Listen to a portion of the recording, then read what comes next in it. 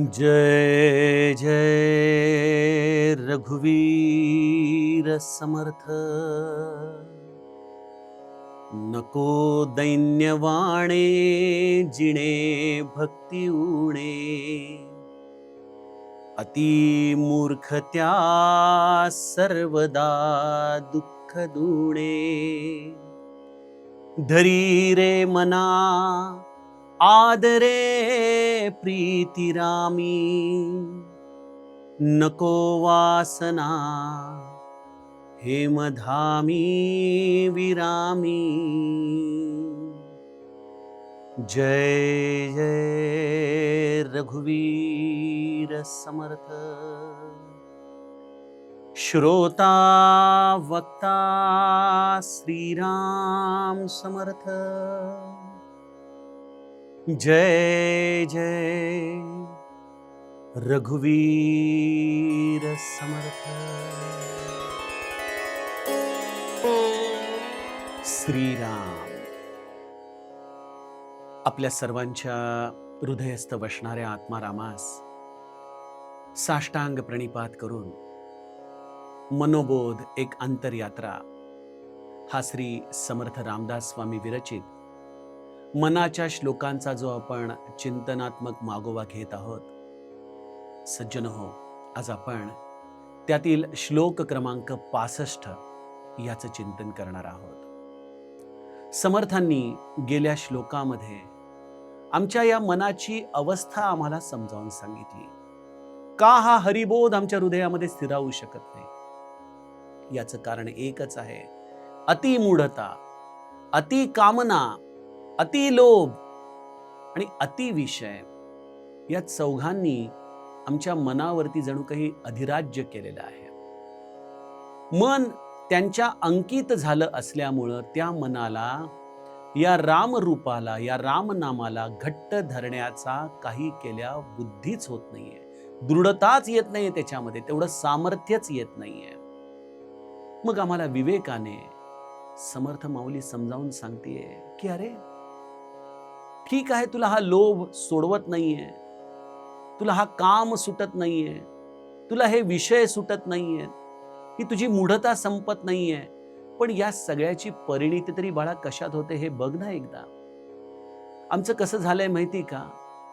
थोडंसं हे कदाचित उदाहरण तुम्हाला गैर वाटू शकेल, परंतु एखादा अट्टल दारूबाज असतो ना, तो दारू पिता पिता त्याचा एक टप्पा असा येतो की दररोज या दारूची त्याला तहान तृष्णा अशी वाढत असते की त्याला काही केल्या त्याचा अंमल चढत नाही। तो अंमल चढत नाही म्हणून तो आणखीन पितो, पुन्हा एका टप्प्यावरती त्याचा अंमल चढेनासा होतो। तसं सज्जनो, जीवनामधली कामना, पूर्तता ही आणखीन कामनेची वृद्धी करते। थोडाफार लोभ हा अधिकाधिक लोभाचीच वृद्धिंगत करत चाललेला आहे। आणि जर ते तृप्त झाले नाहीत तर आम्ही एखाद्या लाचार दारुड्याप्रमाणे दैन्यवाणे होतो। तो जसा कुठेतरी रस्त्याच्या जवळ दुर्गंधीमध्ये पहुडलेला असतो, त्याला शुद्ध नसते, त्याच्याकडे जाणारे येणारे सर्व लोक छी छी करत असतात, तशी विषयामध्ये लिप्त झालेला माणसाची अवस्था असते। सगळीकडे अत्यंत अगतिक होऊन हात पसरत असतो। लोकांच्या मनामध्ये देखील त्याच्याविषयी कुठलाही सद्भाव, मूल्य राहत नाही, कारण त्याने आपल्या रामाचं विस्मरण केलेलं आहे। सज्जनो, अशी ही आमची सगळ्यांची झालेली अवस्था आहे बघा।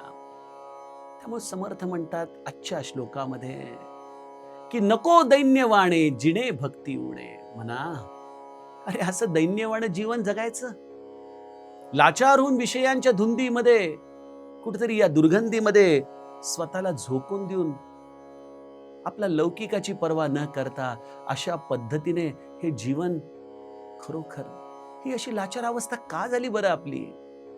नको दैन्यवाणे, याचं कारण एकच, आम्ही भक्ती उणे जीवन जगत आहोत। आमच्या जीवनामध्ये भक्तीचं प्राबल्य नाही, भक्तीचं अधिष्ठान नाही। सद्गुरूंनी दिलेल्या बोधाला आम्ही आमच्या जीवनामध्ये बहुमूल्य मानत नाही। आम्हाला हे विषय सुखच सर्व दृष्टीने बहुमूल्य वाटत असल्यामुळं या बोधाशिवाय आम्ही हे जीणं जगतोय, आणि त्यामुळं जसं त्या एकच प्यालामध्ये ती सिंधू वारंवार मंगळसूत्राची शपथ घेऊन देखील आपल्या नवऱ्याला समजावून सांगत असते आणि तो देखील सांगत असतो, हो हो, आता नाही दारू पिणार. पण पुन्हा पुन्हा तो जसा त्या एकच प्यालामध्ये या व्यसनाच्या अधीन जातो ना सज्जनो, तसं आमचं जीवन झालेलं आहे. त्यामुळे आमच्या जीवनात दैन्यवाणेपणा आहे, जो संतांना अजिबात आवडत नाही. बघा, दोन शब्द आहेत, एक आहे दैन्यता आणि दुसरी आहे दीनता. दोन्ही शब्द ऐकायला अगदी जवळजवळचे वाटतात, पण त्यामध्ये फार मोठा अर्थभेद आहे. जो दैन्यवाणा असतो, ज्याच्यामध्ये दैन्यता असते, तो संतांना अत्यंत मनापासून त्याज्य वाटतो, तिटकारा वाटतो अशा जीवांचा. आणि दीनता याचा अर्थ अहंकार शून्यता, अत्यंत शरणागत झालेला असा तो जीव, जो कर्तृत्व शून्य आहे, ज्याच्यामध्ये कुठल्याही प्रकारचा कर्तेपणा नाही, असा तो दीन झालेला जीव हा संतांना अत्यंत प्रिय असतो. जो अगतिक होऊन त्यांच्याकडे आलाय, तो संतांना अत्यंत प्रिय असतो. त्यामुळं दैन्यता आणि दीनता याचा नीट फरक समजून घ्या. दैन्यता ही बाह्यांगाने दिसते, दीनता ही केवळ संतांना अंतरंगातून आणि आपल्या वाणीच्या आधाराने कळते. बघा, दैन्यवाणा मनुष्य ओळखण्यासाठी फार जास्त आपल्याला शोधावं लागत नाही. अगदी आपण सभोवताली नजर जरी टाकली तरी आपल्याला ही दैन्यता दिसून येते. प्रत्येकाला आपल्याच ताटामध्ये सगळ्यात जास्त वाढून घ्यायचंय, तसा हा प्रपंच इथं ओरबडण्याचंच काम सगळीकडे चाललंय. सगळेजण एखाद्या वखवकल्याप्रमाणे गिधाडासारखे आपल्याला कसा जास्त वाटा एखाद्या गोष्टीमधला मिळेल अशा पद्धतीने जीवन जगत असतात. हीच दैन्यता आहे. बघा, कितीही मिळालं तरी तृप्त नसलेले अनेक व्यापारी मी आमच्या या कॉर्पोरेट लाईफमध्ये बघत असतो. 1 रुपयाचं देखील झालेलं नुकसान त्यांच्या मनामध्ये क्षोभ निर्माण करतो. ही दैन्यता नाही तर काय आहे? बघा, यामध्ये कुठेही व्यवहाराच्या विरुद्ध जावं असं माझं सांगणं नाही, पण ज्याचं जीवन भक्तीच्या अधिष्ठानावरती आहे ना. मला एक आता सहज दौलताबादच्या किल्ल्यावर नाथांच्या जीवनातली गोष्ट आठवली. एकदा नाथ रात्रभर जागून काहीतरी हिशोब लावत होते. हिशोबामध्ये चूक होती उण्या पुऱ्या 1 पैशाची. आणि रात्रभर डोळ्यामध्ये अगदी तेल घालून त्या हिशोबाची तपासणी नाथ करत राहिले. जनार्दन पंत पहाटेच्या वेळेला आले. अरे नाथा, आज विश्राम नाही केला का बाळा? काय झालं? नाही स्वामी, आत्ता आपण येण्याच्या आधीच हा हिशोबातली चूक सापडली, मी पडणारच होतो. बघा ना, हा हिशोब काही केल्या लागत नव्हता रात्री, म्हणून जागा राहिलो. यावरती जनार्दन पंतांनी तो हिशोब बघितला आणि स्मित हास्य करत नाथांना म्हणाले, अरे नाथा, 1 पैशाच्या हिशोबासाठी रात्रभर जागलास, त्याच्यापेक्षा कितीतरी बहुमूल्य असलेल्या त्या रामाच्या शोधासाठी जर असा जागलास तर जीवनाची धन्यता होऊन जाईल. बरं बाळा, किती या संतांचे गोड शब्द, किती या संतांच्या बोलण्यामध्ये आर्ज. ही भक्ती न्यूनता जीवनामध्ये दैन्यता आणते, यात काही शंकाच नाही. कारण भक्तीशिवाय जीवन हे नेहमी असमाधानाने होरपळत असतं. आजच्या काळामध्ये आपण पाश्चात्य जगतामध्ये एक शब्द परवलीचा ऐकून आहोत, हायर अँड फायर, आणि ते तिथलं कल्चर देखील झालंय. एखाद्या माणसाला गरजेपुरतं आपल्या इथं कामाला घ्या, गरज संपताच त्याला फायर करा, म्हणजे काढून टाका. आणि याचं कोणालाही वैषम्यही वाटत नाही, कारण ते कल्चरच तसं आहे. सज्जनो, या हायर अँड फायर या कल्चरचा उद्गम बिंदूच कुठं आहे? मुळी असमाधानामध्ये आहे. त्या व्यक्तीला ते नोकरी गेल्यामुळं, त्याचं अर्थार्जन थांबल्यामुळं किती त्रासाला सामोरं जावं लागेल, त्याच्या मुलाबाळांचं कसं होईल, या सगळ्या गोष्टींची संवेदनशीलता या पाश्चात्य जगतातून जणू काही हरवून गेलेली आहे. याचं कारणच असं आहे की त्यांना जीवन जगण्याचं एकमेव ध्येय आहे, पैसा कमवा, वासनांची तृप्ती करा, बस हेच म्हणजे जीवन आहे. हे भक्ती विण जीवन ते जगत असल्यामुळं त्यांच्या जीवनामध्ये समाधान नावाच्या गोष्टीला कुठेही स्थान नाहीये. बघा, ही दैन्यता त्यांच्या जीवनामध्ये, जरी ते उंच्या गाड्यांमधून फिरत असले, जरी त्यांचा पेहराव हा अत्यंत चांगला असला, तरी देखील त्यांच्या सर्व प्रकारच्या वागण्या बोलण्यामधून एक प्रकारची दरिद्रताच आपल्याला दिसून येत असते. मी बऱ्याचदा गमतीने म्हणतो की त्या स्वित्झर्लंडच्या आल्प्स पर्वतामध्ये देखील मी जाऊन आलो आणि आपल्या हिमालयामध्ये देखील फिरण्याचं गुरुकृपेने योग आला. त्या आल्प्स पर्वतामध्ये गेलो की ती अतिशय उत्तुंग हिमशिखरं, पण ती शून्य वाटतात. पण तीच हिमालयामध्ये कदाचित त्याच्याहून थोडीशी कमी उंचीची शिखरं मात्र एक फार सुंदर सकारात्मकता आपल्याला देत राहतात. याचं कारण असे सज्जनो, की या हिमालयाच्या कुशीमध्ये पार्वती मातेचा जन्म झाला, अर्थात भक्तीचा जन्म झाला. आणि या भक्तीच्या जन्मामुळं हिमालय हा मनुष्याला शांतता प्रदान करतो. इतर ठिकाणी टुरिस्ट स्पॉट राहतात जिथं केवळ पैशाच्या नावाखाली नडलं जातं, लुबाडलं जातं. भक्ती विना जीवन हे असं आहे सज्जनो. आम्ही आमच्या जीवनामध्ये उत्तुंगता गाठावी, पण त्या उत्तुंगतेला पार्वती जन्माची देखील जर बाजू असेल तर ती उत्तुंगता ही मनाला सकारात्मकता देणारी ठरते. आणि मी म्हटलं त्याप्रमाणे केवळ उंच्या गाड्या, उंचे पेहराव, उंची वस्त्र, उंची निवास हे जर केवळ मनुष्याच्या समाधानाचे प्रतिनिधित्व करणारे असते तर आज हे पाश्चात्य जगत कदाचित फार समाधानाचं स्थान झालं असतं. ते स्वर्ग सुख देईल. लोक म्हणतात ना, भूतलावरचा स्वर्ग आहे हा देश. पण इथं स्वर्गाची वासना आहे कोणाला? नको वासना हेमधामी विरामी. समर्थांनी त्याला हेमधाम म्हटलेलं आहे. सोन्याचं घर, त्याच्यामध्ये राहण्याची आकांक्षा. सोन्याचं घर म्हणजे मृत्यू पश्चात स्वर्ग एक आहे, जिथं या इंद्र देवता सतत घाबरलेले असतात. त्यांना सतत कोणा ना कोणाचा तरी मद मत्सर असतो. आपल्या घरामध्ये देखील सोनं नाणं यावं या वासनेपोटी भयभीत झालेली आपण लोक बघतो, जी भक्तीविण जीवन जगत असतात. त्यामुळं इथं हेमधाम या शब्दाचा फार व्यापक अर्थ समर्थ सांगतायत. आम्हाला ही स्वर्गाची घरं नकोत, आम्हाला ही सोन्याची घरं नकोत. कदाचित ते उंची वस्त्र या उंच्या गाड्या आमच्याकडे नसतील, पण आमच्या महाराजांकडे एकदा आपण बघावं. श्री महाराज, एक त्यांच्याकडे फरगुल होता कोणीतरी दिलेला, फाटका होता, त्याला ठिगळं लावली होती. पण महाराज तो फरगुल घालून गोंदोल्याच्या रस्त्यावरती असे चालायचे जणू काही कोणी चक्रवर्ती सम्राट चालतोय. त्यांच्या चालण्यामध्ये असलेला तो ढब, म्हटलं तर त्याच्यामध्ये एक दीनता होती, पण दैन्यता नव्हती. ती वस्त्र फाटकी होती, कदाचित ती उंची वस्त्र नव्हती. जरी त्यांचा अधिकार होता, लोक त्यांना जरीची वस्त्र नेसवू शकली असते, पण माझे श्री महाराज जे भगवंतांनी दिले त्यामध्ये सुख मानणारे, समाधानाने परिपूर्ण असल्यामुळं त्यांच्या चालण्यामध्ये ती दैन्यता आम्हाला कधीच दिसायची नाही. याचं कारण रामाचं भजन, निरंतर राम भक्ती. सज्जनो, आणि हा अनुभव तुम्ही देखील घेऊ शकता. बघा, आमचा हा प्रपंच कसा आहे ना, जे आपण म्हणतो ना की अर्धा ग्लास भरलेला आहे का अर्धा ग्लास रिकामा आहे. प्रपंच हा नेहमी या अर्धा ग्लास भरलेल्यासारखाच असतो. कोणाचा थोडा कमी जास्त असू शकतो, पण आमच्या सगळ्यांचं लक्ष एकच असतं की किती रिकामा आहे. आणि तो कधीच परिपूर्ण होत नाही. राजा दशरथाला देखील संसार सुख हे शेवटपर्यंत परिपूर्णतेने घेता आलंच नाही. हा कोणाचाच कधी परिपूर्ण होत नाही. पण आमचा सगळा अट्टाहास त्याला पूर्ण करण्याचा असतो. पण या उलट जर तुम्ही भक्तीचं अधिष्ठान ठेवलं, रामाचं भजन केलं, तर तो आहे तो प्रपंच परिपूर्ण वाटतो. आणि वाटणंच महत्वाचं आहे ना. शेवटी हा सगळा भावविलास तर आहे.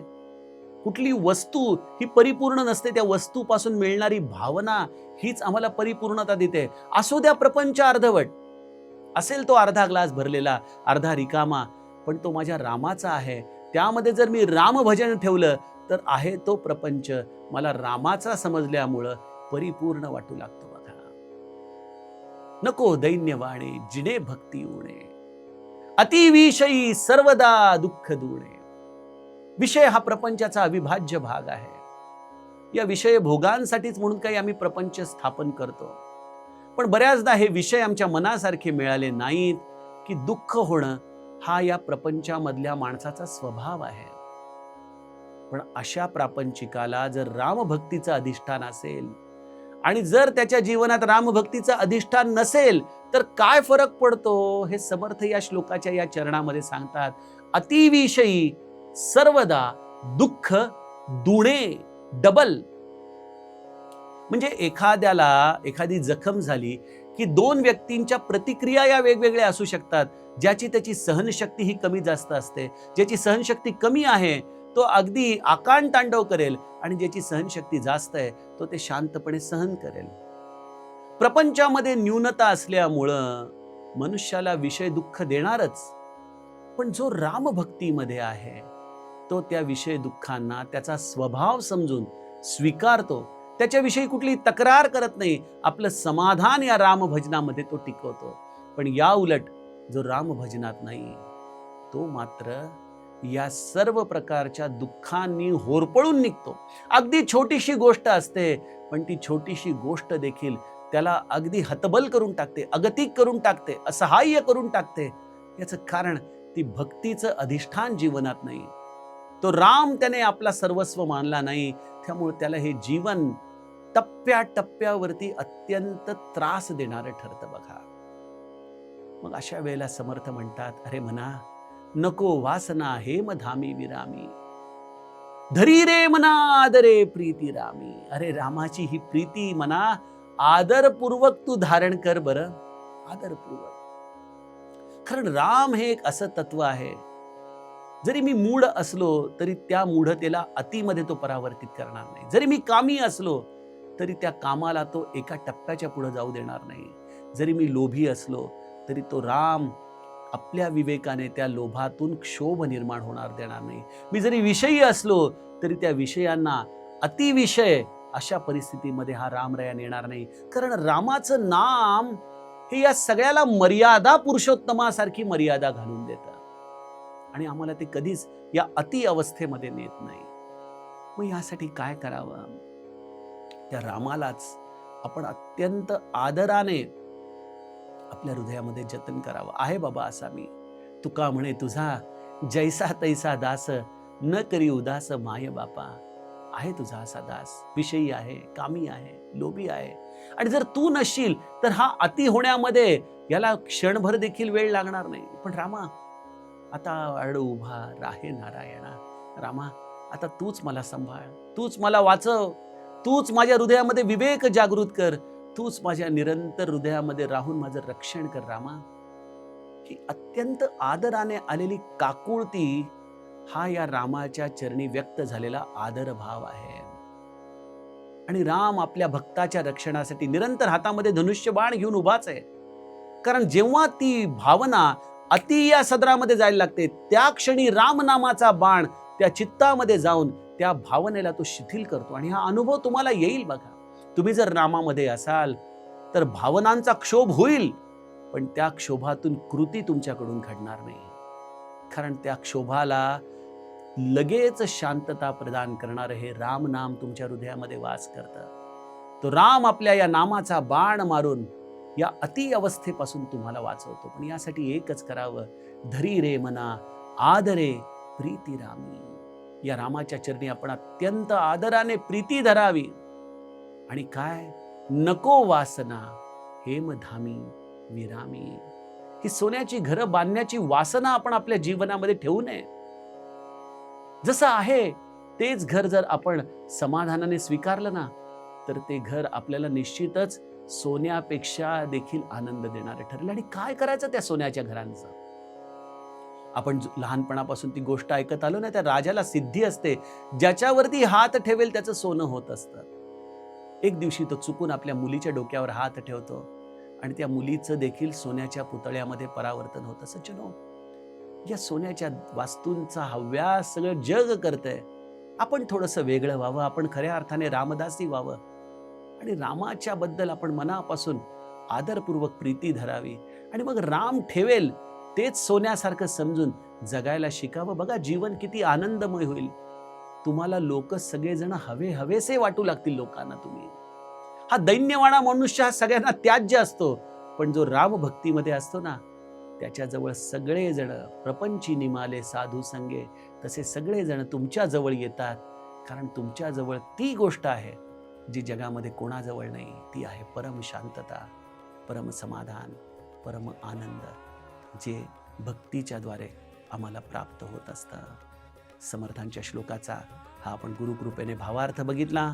आता यातील पुढील श्लोकाचं चिंतन आपण उद्याच्या सत्रामध्ये करूया. जानकी जीवन स्मरण. जय जय राम.